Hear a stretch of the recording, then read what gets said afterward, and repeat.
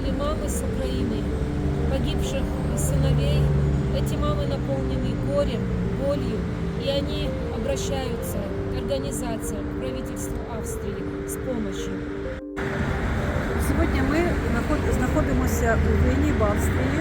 Ми приїхали під парламентом, ми приїхали сюди, щоб нас усі побачили, щоб всі нас почули і щоб допомогли нам і нашим родинам, які рахуються небойовою втратою.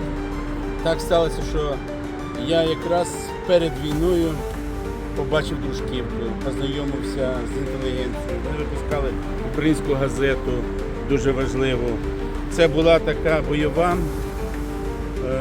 скажімо, бойовий орден цього міста і взагалі Донбаса. Там був такий Тихий, вони йому присвятили, видали книгу. Якщо ви знаєте такий Тихий, він проти русифікації виступав.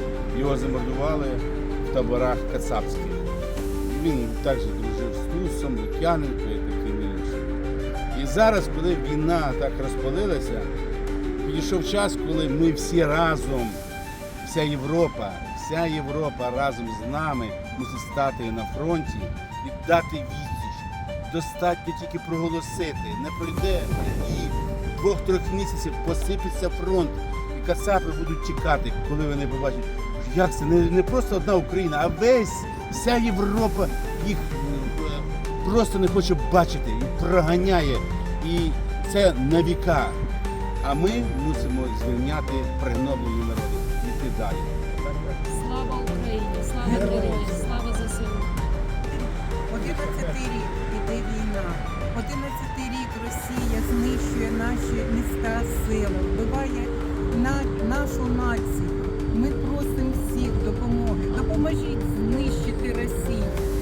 Всіх катів прибрати з України, з Ічкерії, з кожної країни, де ступила російська нога, де ступила там і смерть.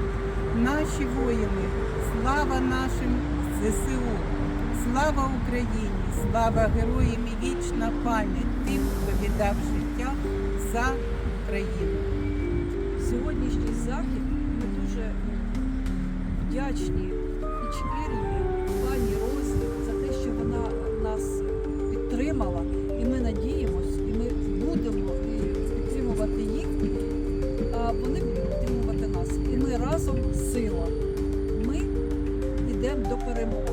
Ічкерія вільна, незалежна, разом з Україною. Слава Україні! Героям слава! Слава Ічкерії! Героям слава! І слава Кавказу!